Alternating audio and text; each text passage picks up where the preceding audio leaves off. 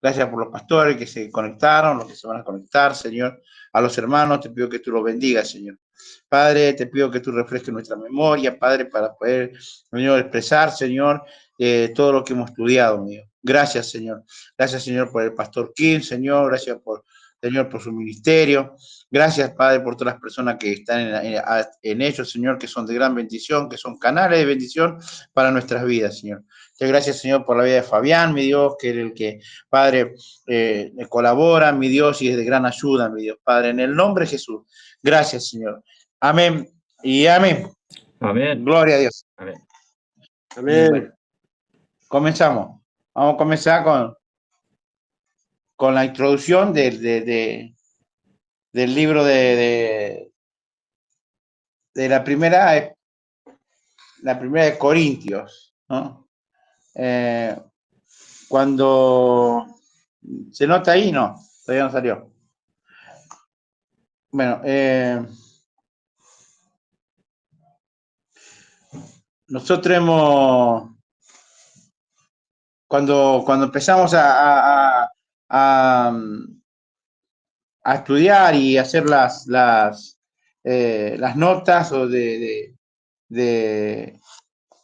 este repaso que vamos a dar, fue de gran bendición para cada uno de nosotros porque se nos exigió bastante en resumirlo.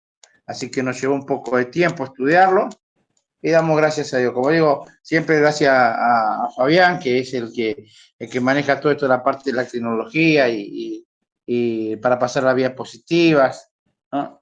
Entonces empezamos con Primera de Corintios. La Primera de Corintios, mayormente nosotros nos hemos dado cuenta de que es una exposición sobre lo que es la doctrina, y mayormente las iglesias, si el Evangelio está, si la doctrina del Evangelio está basada en las cartas paulinas, ¿no? Y primeramente hay diversidades de costumbres en la iglesia que la hacen formar parte de la doctrina, pero no dejan de ser costumbre nada más, no dejan de ser costumbre. Sin embargo, el libro de Corintios, el libro de Corintios nos abre las perspectivas de qué es lo que quiere Dios verdaderamente para la iglesia.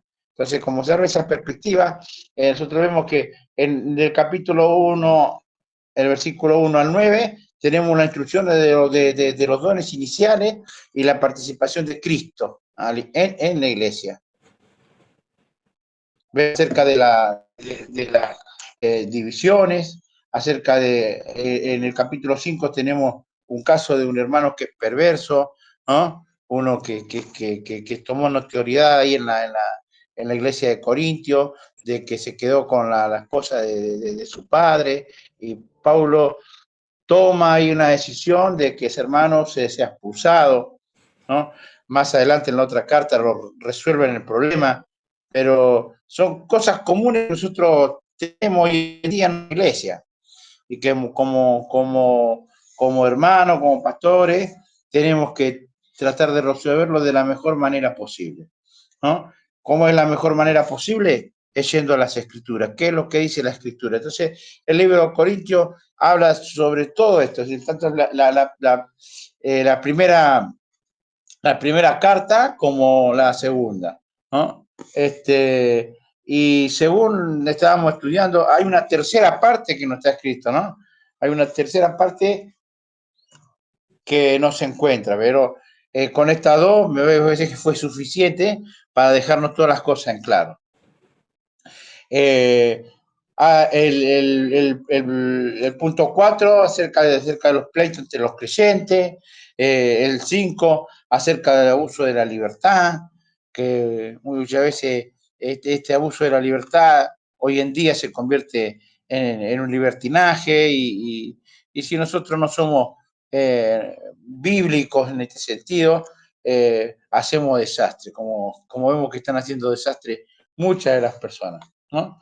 Acerca de la vida matrimonial, acerca de acerca de comer el sacrificio de los ídolos, y esto tiene mucho que ver cuando nosotros empecemos a hablar en el libro de Romanos, acerca de cubrirse la cabeza y acerca de la cena del Señor, que esto es una doctrina, la cena, y yo he visto en muchos lados que cómo se transgiversa la cena. Y se malinterpretan mucho, mucho los versículos de la cena, se los malinterpreta, y muchas veces del original, de lo que el Señor quiere que como participemos en la cena, no estamos ni siquiera cerca estamos. Pero Pablo lo pone muy sencillo, muy claro, ¿no? Acerca de la cena del Señor, acerca de los dones espirituales, ¿no? Acerca de la relación con las ofrendas, otra doctrina que estamos transgiversando, otra doctrina que nosotros la hemos hecho en común, un bien común para cada cual, ¿no? Como a quien le conviene lo dice. Pero acá tienen una doctrina. Y esto es una carta doctrinal, lo mismo que Segunda de Corintios, ¿no? Y habla primeramente sobre el consuelo, la aflicción y la importancia del perdón, de cómo nosotros debemos actuar cuando los demás nos ofenden, ¿no? El ministerio de un nuevo pacto, el ministerio de los ministros del nuevo pacto. Si bien somos ministros de un nuevo pacto, hablábamos de nosotros que somos los ministros de este nuevo pacto. La comunión del apóstol en cuanto al ministerio, los santos y los necesitados. Pablo dice, valida su autoridad apostólica porque en varias de las cartas él defiende su apostolado. Varias de las cartas defienden su apostolado porque como él era enviado a los gentiles y muchos decían que no era válido lo que decía Pablo, en el libro romano lo vuelve a rectificar, así que ahí habla de su autoridad apostólica. ¿eh? Ese es el libro de Corintios. El Gálatas es el mellizo, vamos a decir, del libro de Romanos. Todo lo que nosotros encontramos acá en Gálatas, lo vamos a encontrar en Romanos también. ¿no? Primeramente habla con un saludo, Pablo, y la advertencia de un evangelio falso. Pablo hace un recuerdo de su conversión, recuerda su visita a Jerusalén, la doctrina de la justificación que es por la fe. Pablo confronta a Pedro en Antioquía y justificación por la fe en Cristo y no por las obras de la ley. Entonces esto habla de cuando lo confronta, porque Pedro solamente se juntaba y estaba juntándose solamente con los que eran judíos. Y Pablo lo confronta y le dice, mira que esto lo que estás haciendo es de condenarle, dice. ¿Por qué? Porque Cristo murió por todo, no por uno. Y por más que seamos judíos, que Jesús haya nacido del pueblo judío, no tenemos que hacer excepción de personas, sino que Cristo murió por todo y todos somos lo mismo en Cristo Jesús, porque la misma sangre nos limpia todo de todos nuestros pecados. Y eso también se ve cuando vamos a ver el libro de Romanos, que hablamos sobre la justificación. Y habla sobre Abraham y las promesas, la fe de Abraham, que la ley y la promesa, y la fe en Cristo Jesús. La libertad cristiana, que somos hijos herederos de Dios y no devolver a la esclavitud de la ley, vivir en el Espíritu, en la libertad en Cristo, el fruto del Espíritu, llevar las cargas de los demás. Y acá no hace unas salutaciones, no hace unas salutaciones finales como en la mayoría de las cartas, sino que hace una exhortación, ¿no? Un consejo a los demás, sino que habla de la restauración de los caídos, de sembrar para el espíritu y de la cruz de Cristo.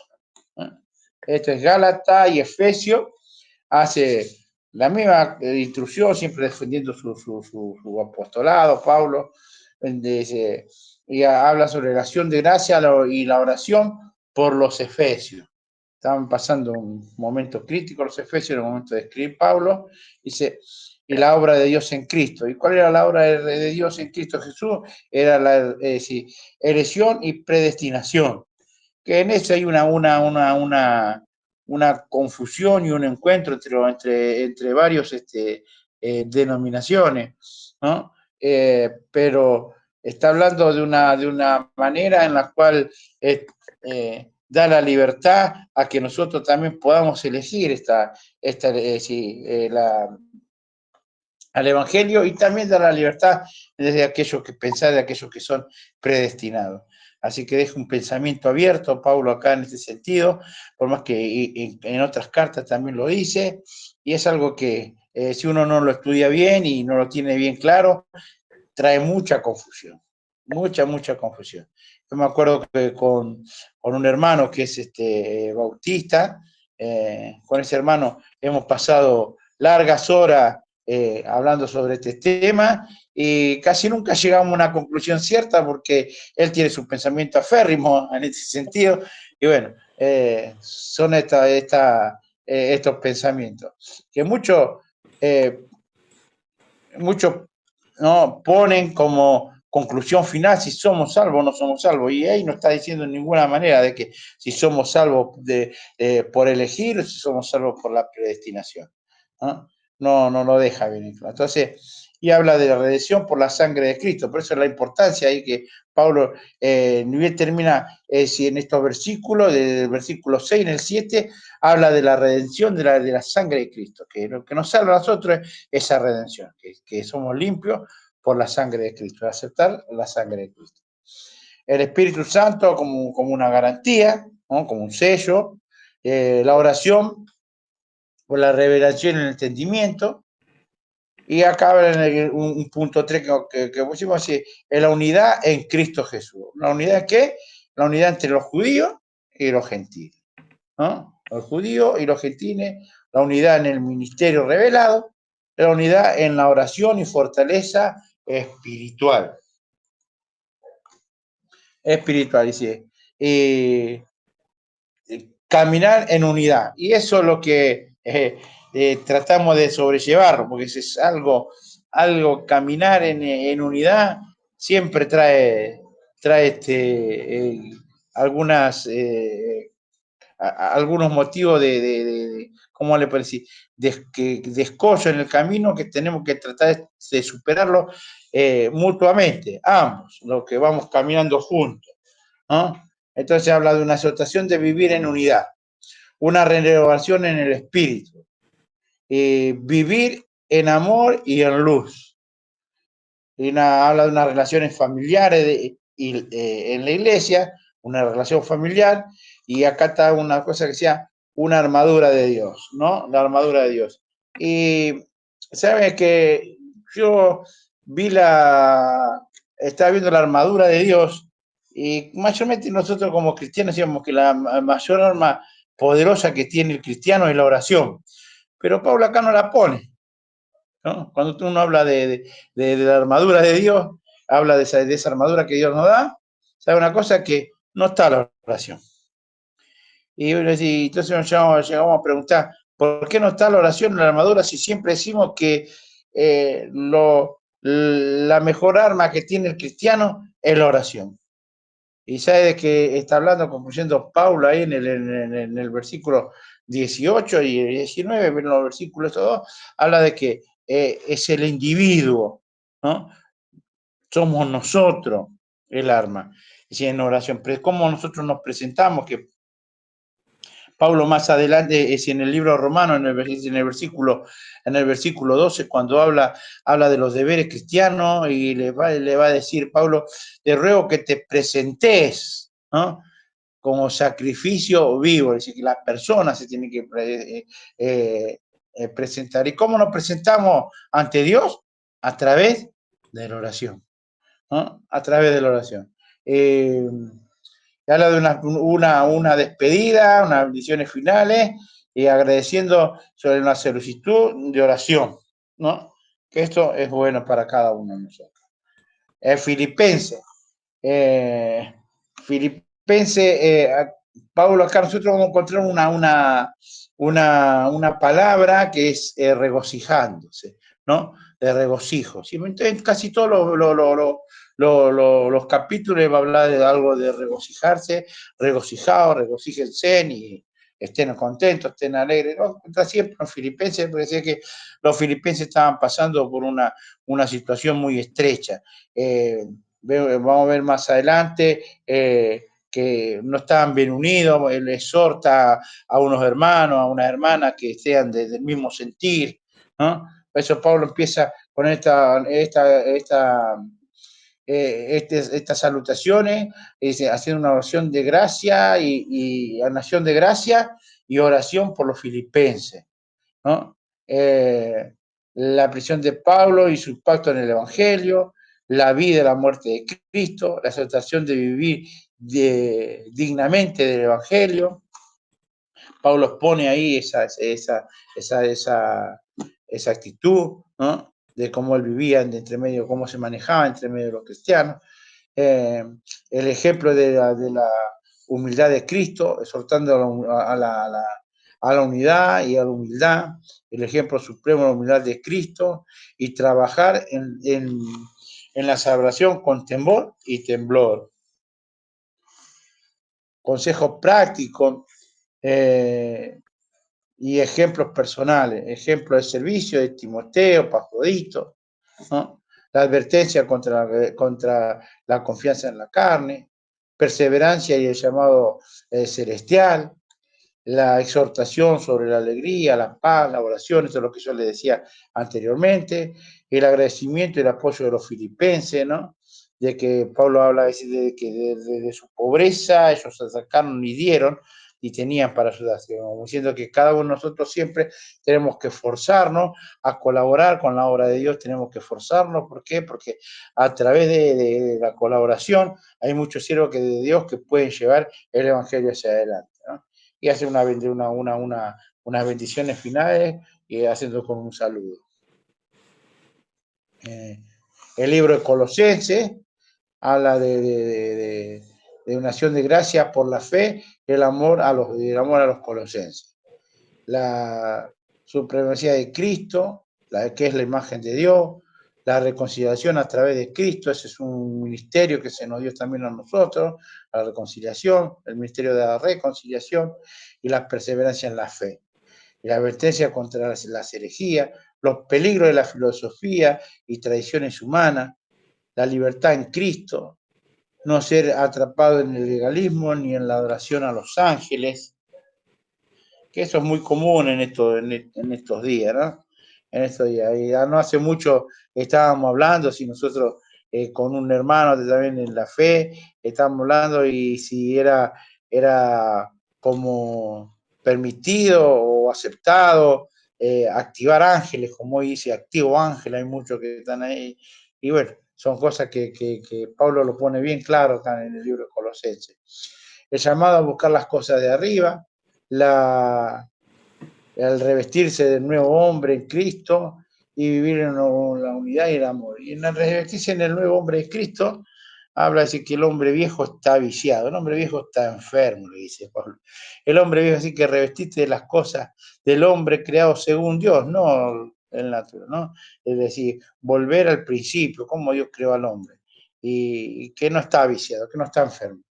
La regla para vivir la vida cristiana, la instrucción para la relación, las relaciones familiares y laborales,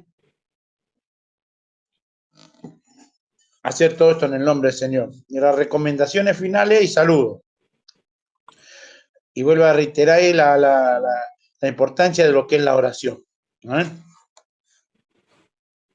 El tesalonicense, o saludo de acción de gracia, el saludo inicial, agradecimiento por la fe en la tesalonicense, las menciones de la predicación del Evangelio y respuesta de la iglesia, las conductas positivas de la paternidad de Pablo. Pablo defiende su ministerio entre los tesalonicenses y se compara a sí mismo como padre amoroso y cuidadoso. Pablo siempre está defendiendo su ministerio apostólico. La persecución y la gloria de los tesalonicenses, la aceptación de la palabra de Dios a pesar de las persecuciones, el deseo de Pablo de visitar a los tesalonicenses, la preocupación de Pablo por la fe de los tesalonicenses, la exhortación a mantener una vida santa y creer en el amor. La venida del Señor y su resurrección, y las instrucciones sobre cómo vivir en santidad y evitar la inmoralidad, enseñanzas sobre la segunda venida de Cristo y la resurrección de los muertos. La venida del Señor, la exhortación de los vigilantes entre la venida del día del Señor, instrucciones sobre la vida y la comunidad cristiana, los saludos finales de Pablo. El segundo libro de Tesalonicense,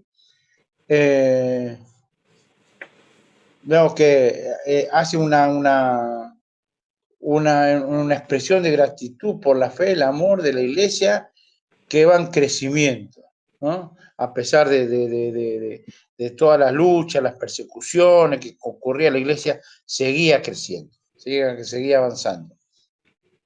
Recompensa y castigo en la venida de Cristo Jesús. Pablo termina el libro de Tesalonicenses hablando de la venida del Señor, dándole una esperanza a los hermanos que estaban pasando esa necesidad. Entonces retoma con esta carta de la misma postura que tuvo en la anterior, es decir, dándole aliento, y habla sobre la recompensa justa que vendrá con la venida de Cristo.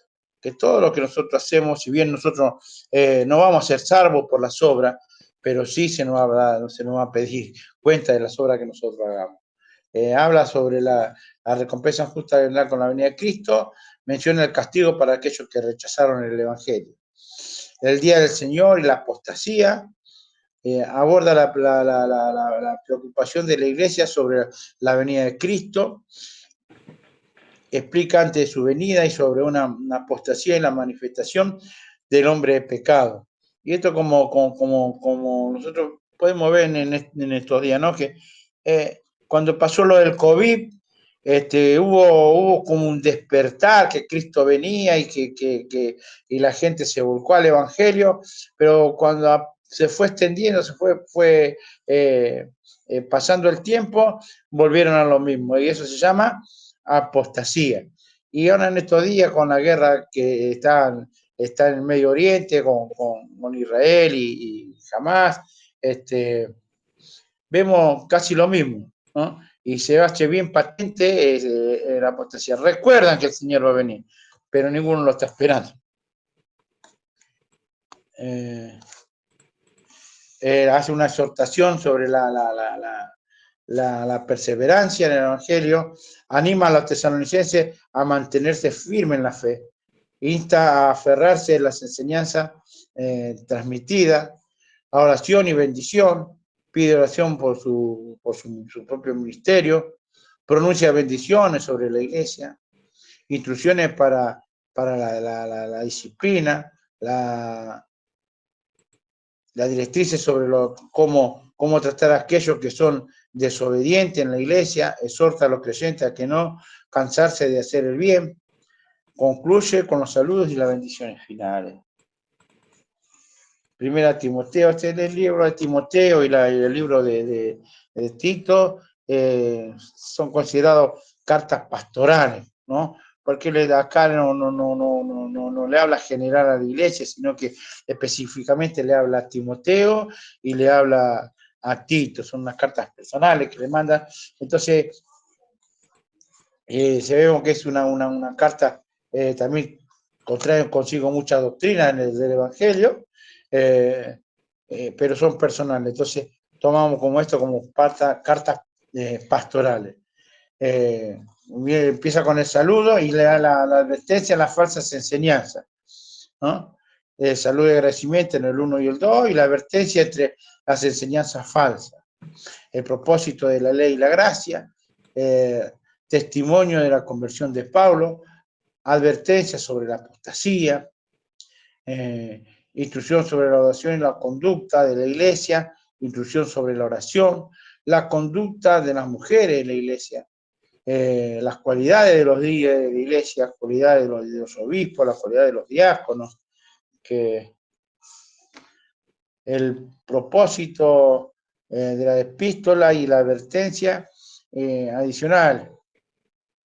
Propósito de la epístola, un himno de alabanza a Cristo, advertencia sobre las enseñanzas erróneas y la riqueza, advertencia contra las enseñanzas de demonios, instrucciones para Timoteo, instrucciones para varios grupos de la iglesia, el trato de diferentes grupales de la iglesia, instrucciones de los siervos, advertencias sobre la avaricia, la fe genuina, advertencias sobre la avaricia y la lucha, la fe genuina.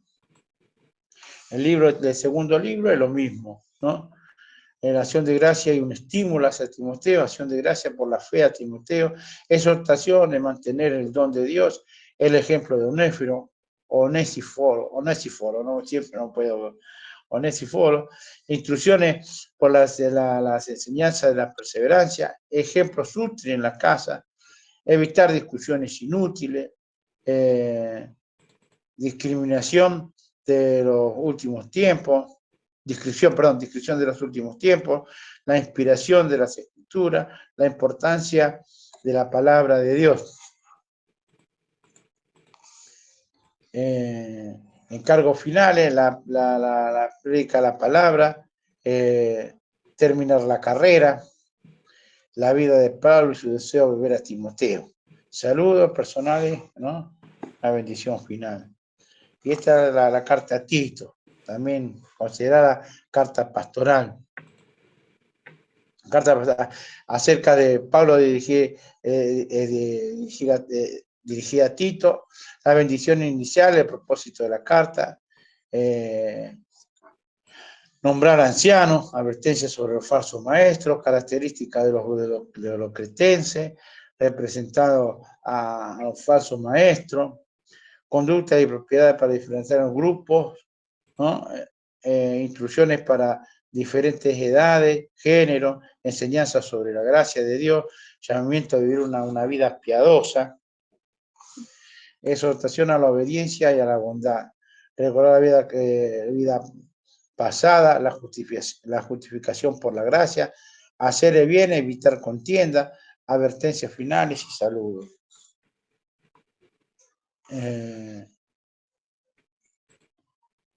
Saludo de agradecimiento a Filemón, ¿no? Filemón es una carta también considerada pastoral, pero más que pastoral, de un amigo a otro, dando un consejo, de un amigo a otro, y el consejo cuál era, que reciba a Onésimo, ¿no? Un esclavo que se había escapado, parece que el esclavo tomó lo ajeno, la joya de la esposa de Filemón, y se huyó.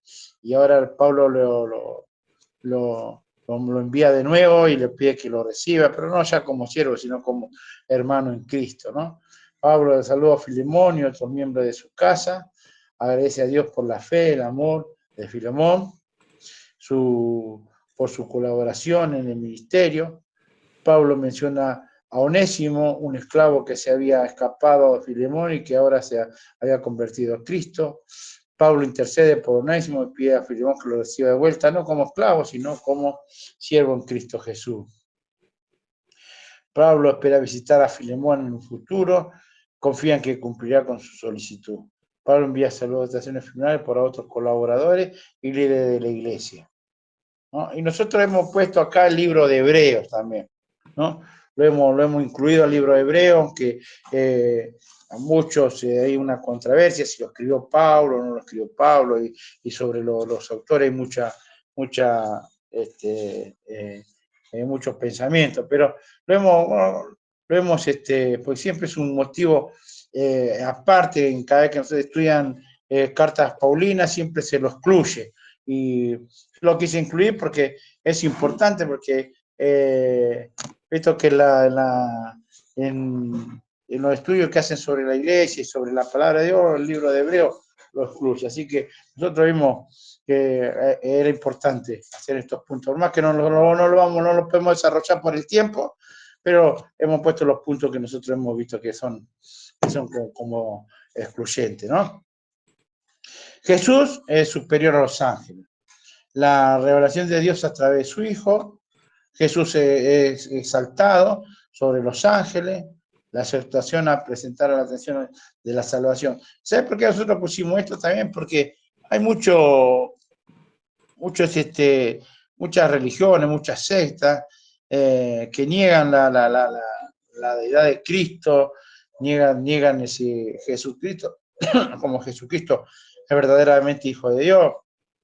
Hay una religión muy conocida que anda casa por casa diciendo que Jesús es el hermano mayor, es un ángel creado, un ángel superior, y no es verdaderamente el unigénito Hijo de Dios, sino que habla como hijo de creado y no como una deidad, como Cristo es. La exhortación de presentarse a la estación de la salvación, advertencia como descuidar la salvación. Jesús es el libertador de la humanidad, Jesús superior a Moisés.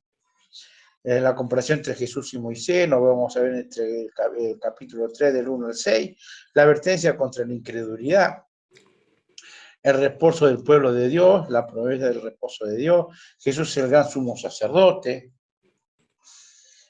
Jesús como sumo sacerdote, Jesús es el sacerdote según el orden de Melquisedec, inmadurez espiritual, la necesidad del crecimiento, advertencia sobre la apostasía, peligro sobre apostatar la fe, la esperanza firme en Dios, Melquisedec, el sacerdocio de Cristo, la comparación entre Melquisedec y Aarón, Jesús como sacerdote eterno según el orden de Melquisedec, un nuevo pacto, Jesús mediador de un mejor pacto, el acceso al santuario celestial, el culto terrenal y celestial, el sacrificio efecto de Jesús, sacrificio único de Jesús, la superioridad de Jesucristo, la superioridad del sacrificio de Jesús, exhortación a la perseverancia en la fe, ejemplo de fe, ¿no? Hacemos acercarse a una galería, ¿no? Se conoce como la galería de la fe,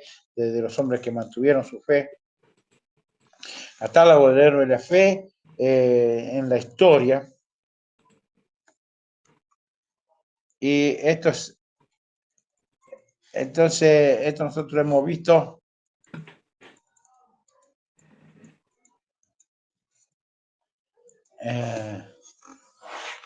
este es un repaso que si nosotros nos detenemos en cada punto sería muy largo, pero nosotros vamos a ver, vamos en estos minutos que nos queda, y 40 dijo el hermano, así que estos minutos que nos queda, vamos a tratar de ser, vamos a playarnos un poquito sobre el libro de Romanos, ¿no? Y ahora, Padre, empieza yo.